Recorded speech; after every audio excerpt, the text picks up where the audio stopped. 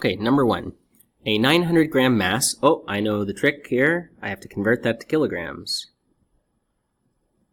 is connected to the end of a spring. Alright, let me draw it. It is pulled down 8 centimeters and released. Wait a second, we're not pulling it down like this, 8 centimeters. Oh, I must have drawn my picture wrong. Okay, so let me start over here. It must be hanging vertically down. Here it is normally, connected to the ceiling. And from that position, we stretch it down. I'm not going to draw it right on top. I'll make it kind of off to the side. How far have we stretched it? The displacement, x, is 0.08 meters.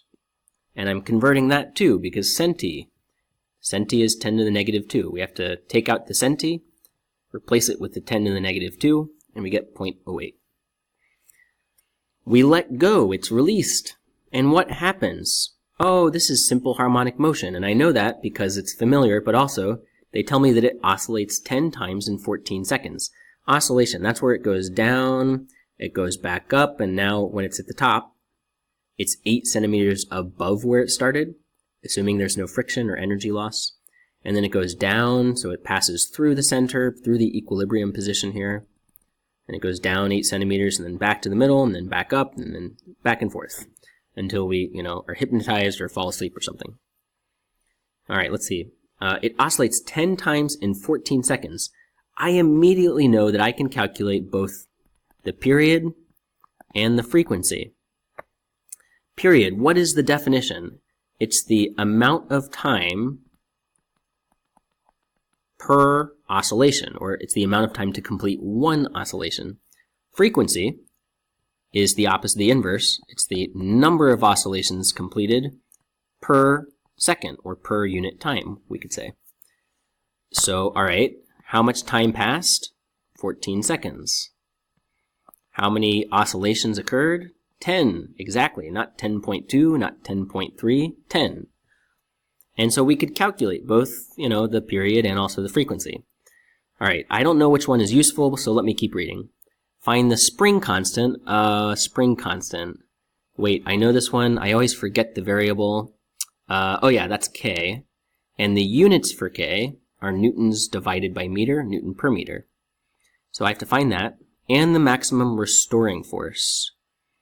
The restoring force. As soon as I see that, I think simple harmonic motion. In simple harmonic motion, there's a net restoring force that always pulls the object, it restores the object back to equilibrium. So, we think about a pendulum. Here it is normally. If you move it over to the right, it's been displaced this way, to the left. Did I say right? You move it to the left. The displacement is leftward. But there's this component of gravity pulling it back to the center. That component restores it back to equilibrium. And if you, is it the same if you go over here? Yeah. If the displacement is to the right, there's this restoring force, this component of gravity restores it, pulls it back to the middle, back to the left, the opposite direction. Okay. That's the hallmark of simple harmonic motion. So this word is a hint. When you see restoring force, think oscillation, simple harmonic motion. Okay, find the spring constant. Well, I know period. I know mass. T. K is my unknown. I know mass. Let me look at my equations. Let's see. I have... Wait, look at this one. The period of a spring is 2 pi radical m over k. This is pendulum, the s is spring. So let's use that equation. It has m, k, and t, all the things we are concerned with. M, k, and t. See it? So we use the equation. T equals 2 pi radical m over k. I know period, it's 14 divided by 10. I know mass, it's 0.9, and I seek k. So I do 14 over 10, or just 1.4. equals 2 pi square root m over k. We have to be a little bit careful with the algebra here. So I am, let's see, how should we do this?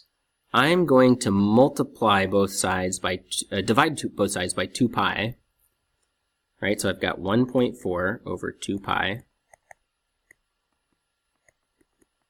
And I could plug in for mass as well. Mass is 0.9. Then I'll square both sides. And I'm going to get, what do I have? I'll have 1.4 over 2 pi squared equals 0.9 over k.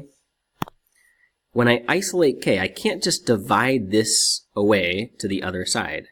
Why not? Because k is in the denominator.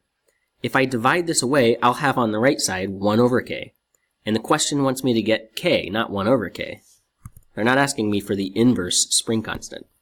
So here's what I have to do. I will multiply both sides by k. The k's cancel. And then I'm going to divide both sides by this mess.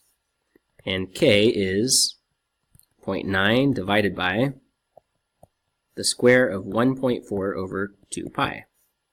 So let's get out the calculator. I've got, whoops, I checked it already.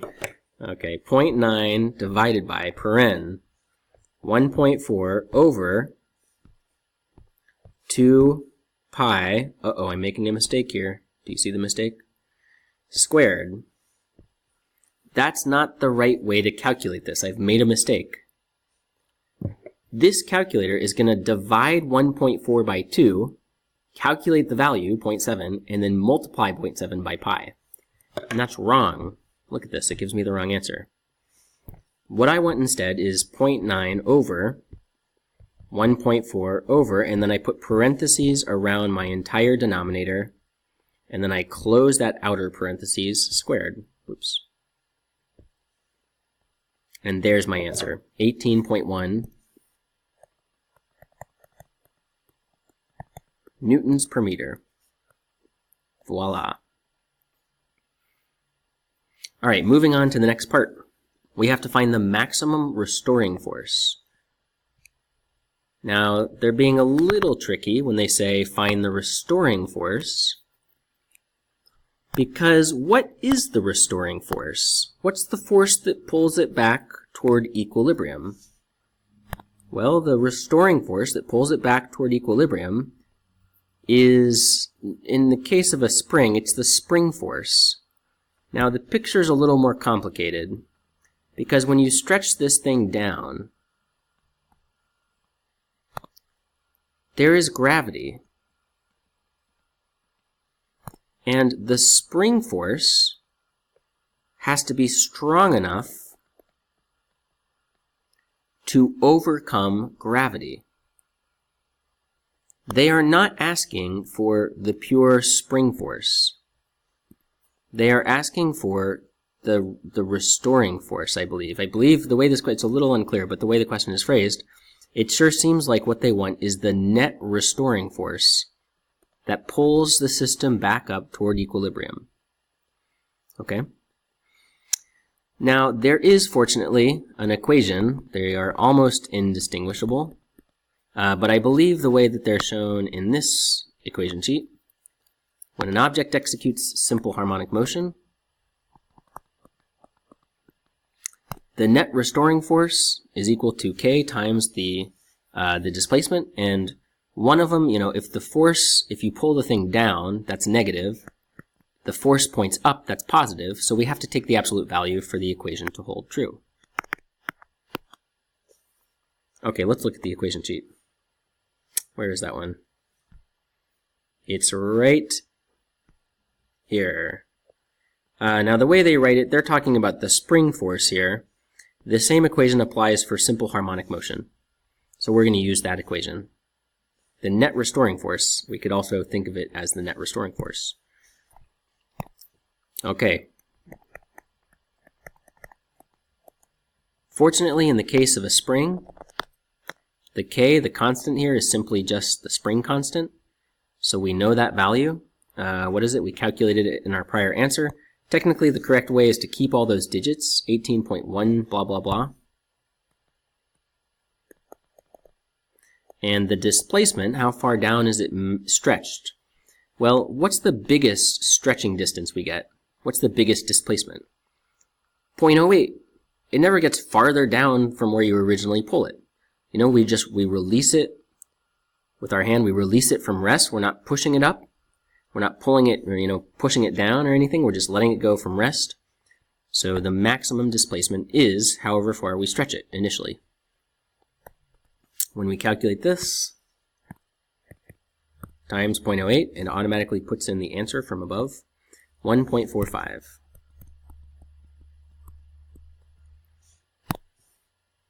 Now, technically, this is not the spring force, because the net force is F spring. What is it? What would it be? F spring is positive because it points up. Mg is negative because it points down. So if it asked for the spring force, it would actually be another step to calculate. M, the mass, is 0.9. And that could be kind of a trick, it's a little tricky there. We would have to multiply, add it to the other side to find the actual spring force.